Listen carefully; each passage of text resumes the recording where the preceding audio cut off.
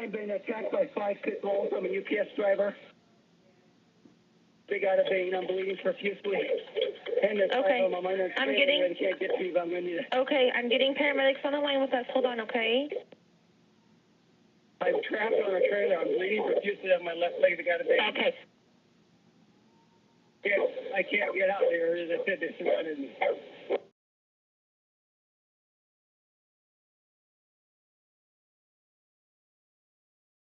Pit bulls are a breed that get overlooked as violent, disruptive kinds of dogs, but I mean, they just want a home. You can tell that some of them are scared, some of them are finally happy to be played with, but I mean, if you just take the time to look at these dogs in a different perspective, then the outlook of these dogs will drastically change. Not just here in El Paso, but all across the world, like in Canada and Mexico. It doesn't matter where they live, as long as they have the pit bull breeds and we can look at them in a different perspective, the outlook of these pit bulls can be greatly changed in a greater aspect of life.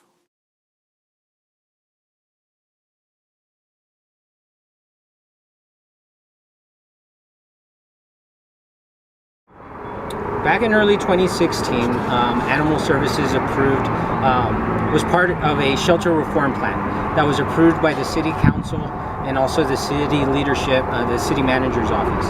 Now, the reform plan came about after advocates in our community realized just how many animals were being euthanized here in El Paso, and us as the only open admission shelter in the region, this is where the animals would be brought to. So after a lot of input from the community, it was decided to put a plan together. That was towards late 2015, and then the plan was presented in early 2016. And that plan included all types of best practices from other successful shelters in cities like Austin, Tucson, other places that have gone no-kill. And that's kind of what the direction that we wanted to go as a city, to see how we could save more lives of our shelter pets.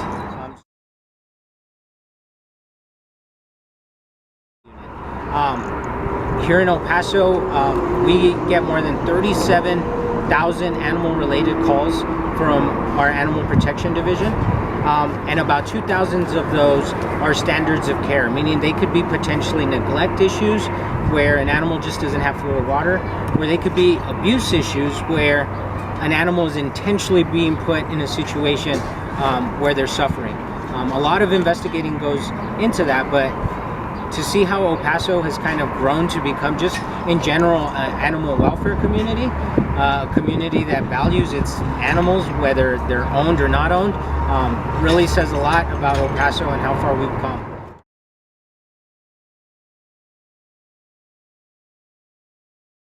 The way we're structured here in El Paso, as I mentioned, we're the only open admission shelter, meaning that anyone that wants to surrender an animal or any stray animal that is found is brought here, including the animals in the county. The Sheriff's Office has their own animal control division. They bring their animals here.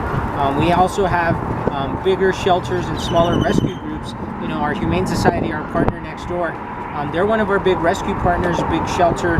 You know, they also take in animals on a case-by-case basis as well.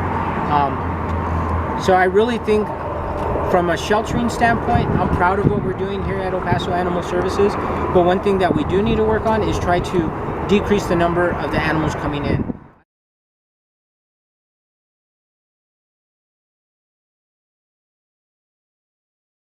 With a pit bull, honestly, a lot of times you see them with their ears cropped, and people who tend to fight them, like, they really don't care where they get it or how they get it done. So a lot of times they do end up with infections and they have to get it fixed, and it's just a big mess.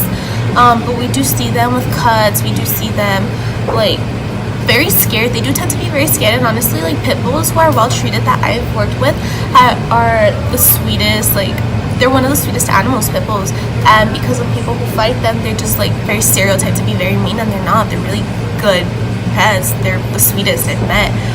In all honesty, I've met like 2 mean pit bulls, and they're just really badly taken care of.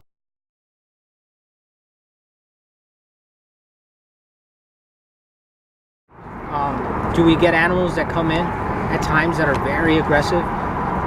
We do, and we try to find avenues for them, but sometimes there is no avenues for animals that may pose a serious danger to the community.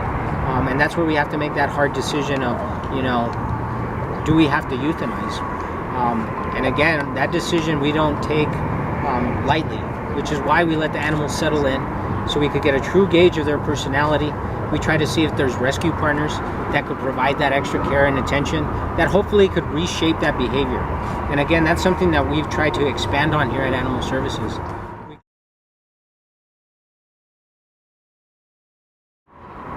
So for us to see a particular issue with a certain breed really isn't kind of an issue we're seeing now. Really what we're seeing is more of a size of the animal. You know, so our Huskies, our German Shepherds, they're well sought out through the community, but then we have a lot of, you know, terrier mixes, retriever mixes that sometimes will be here at the shelter 2-3 months. Of course, the pit bulls are on there. So one thing we always try to let the customer and our visitors know is it should be more of a connection about the animal's personality than it is about, you know, their breed. And that's really how we view all the animals that come in.